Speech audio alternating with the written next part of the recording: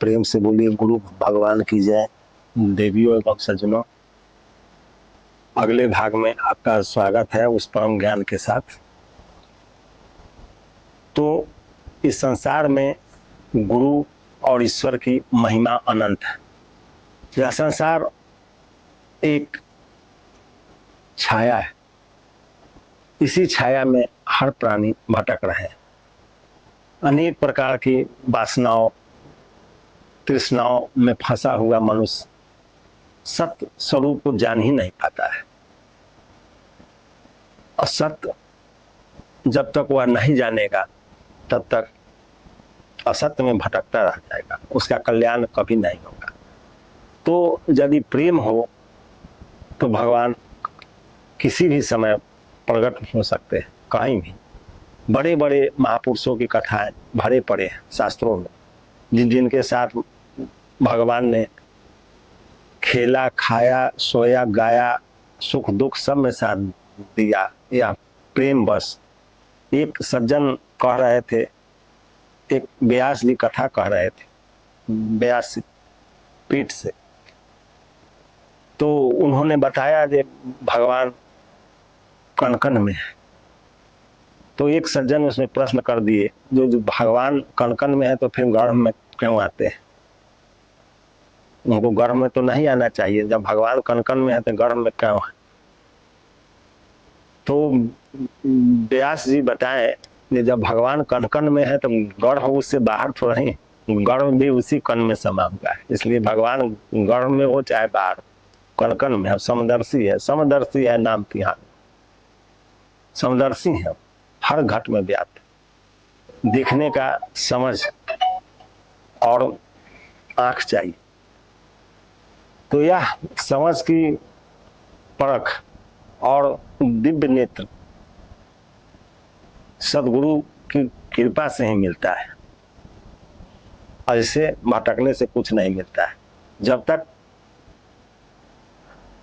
वैद्य नहीं मिल जाता तब तक रोग का पहचान नहीं होता है, और जब तक रोग की पहचान नहीं होता है तब तक आपका रोग, औषधि भी खाते रहिएगा, आपका रोग ठीक नहीं होता है।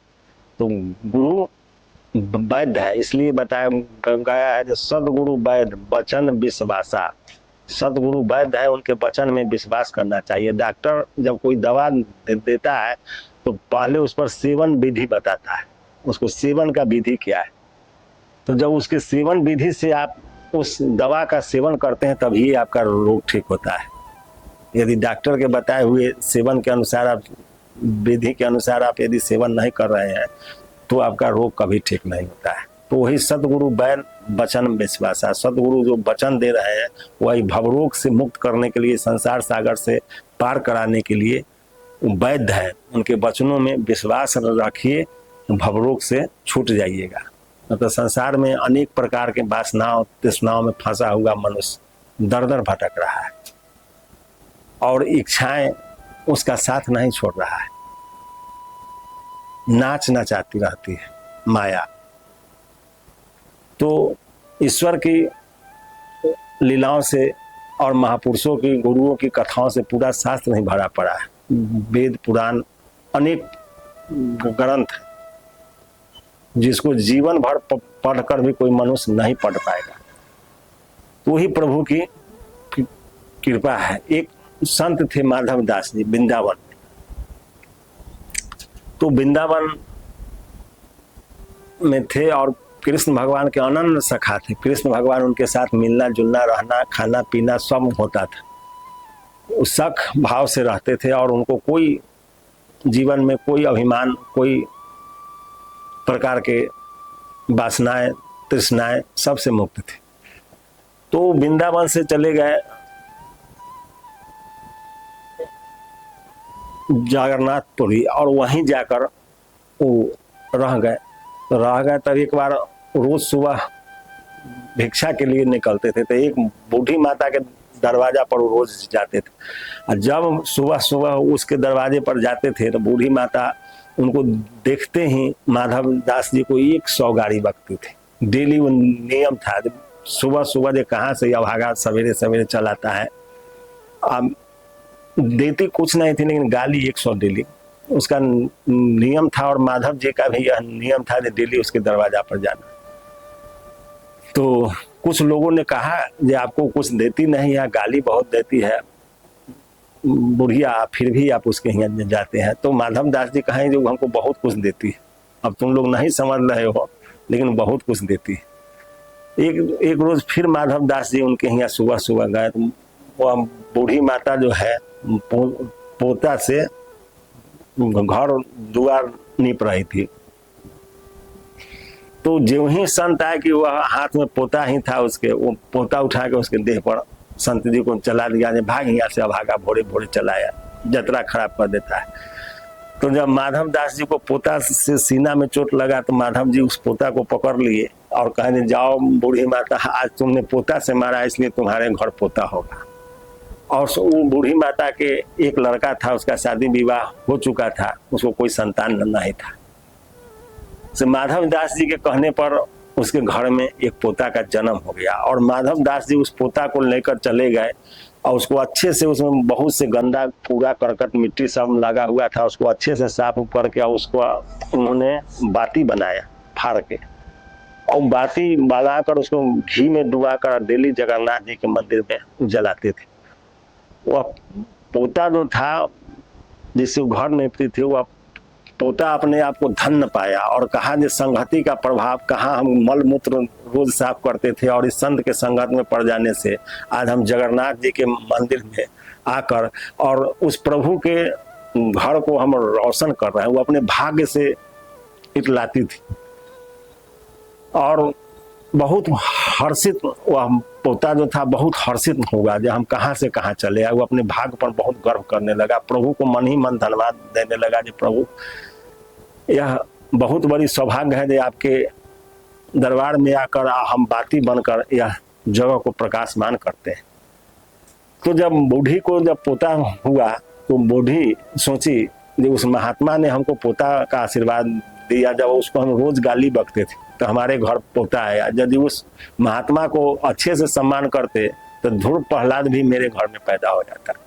बुढ़िया अपने आप को अफसोस करने लगी, लेकिन फिर माधव जी उसके दरवाजा पर कभी नहीं गए।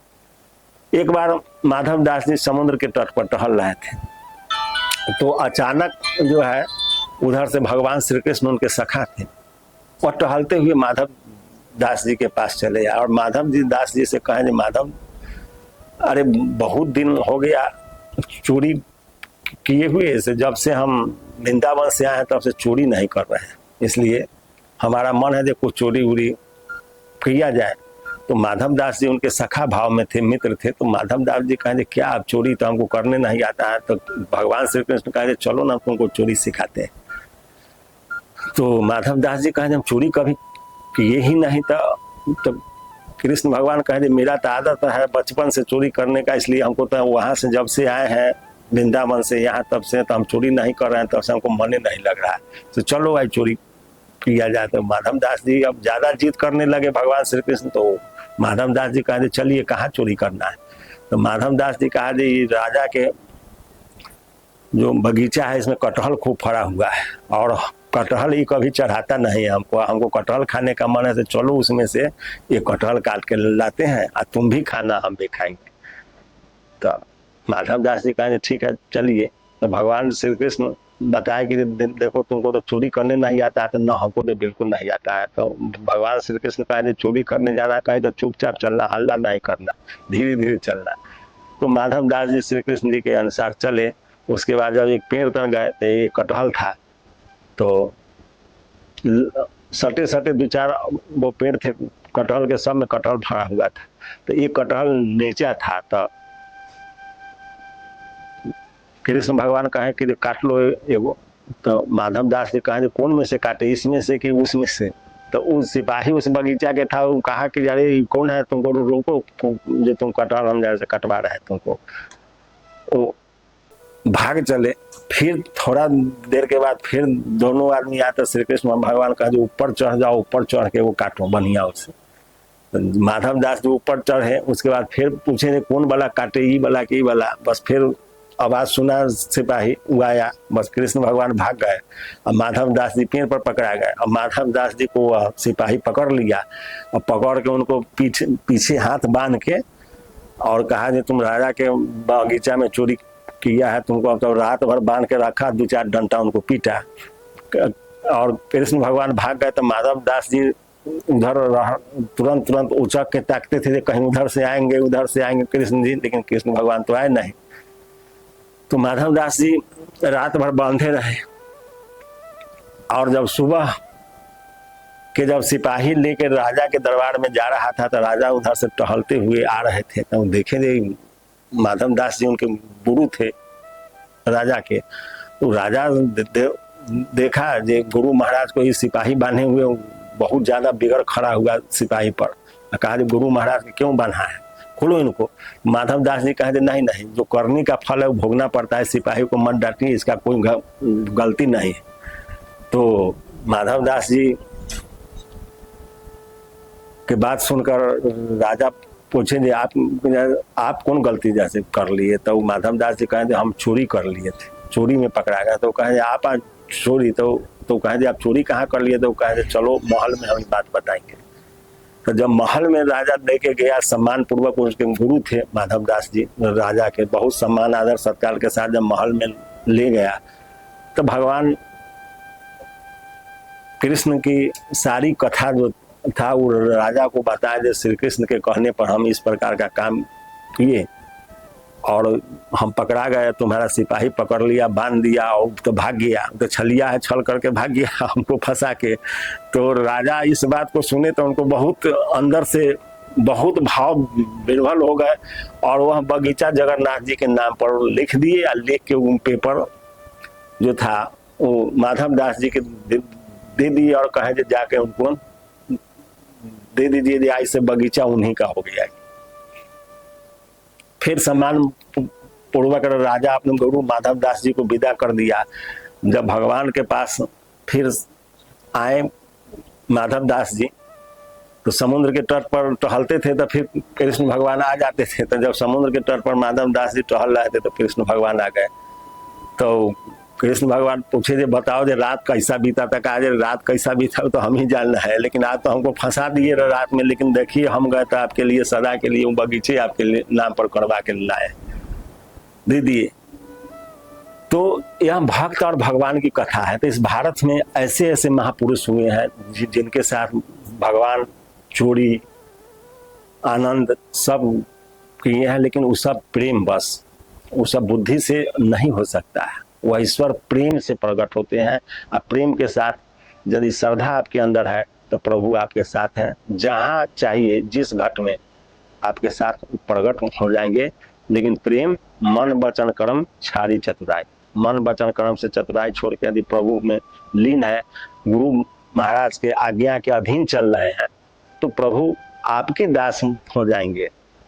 जैसे कबीर दास कहे दे मन मोरा निर्मल भयो, जैसे गंगा नीर पीछे पीछे राम चलत है कहत कबीर कबीर। कबीर दास कहे दे पीछे पीछे राम कबीर कबीर कहते चलते हैं, हमको राम राम कहने का कोई जरूरत नहीं, अब राम को मेरी जरूरत है। तो यह सखा भाव है, यह प्रेम के द्वारा ही संभव है। इसलिए प्रभु पर और गुरु पर भरोसा रखें।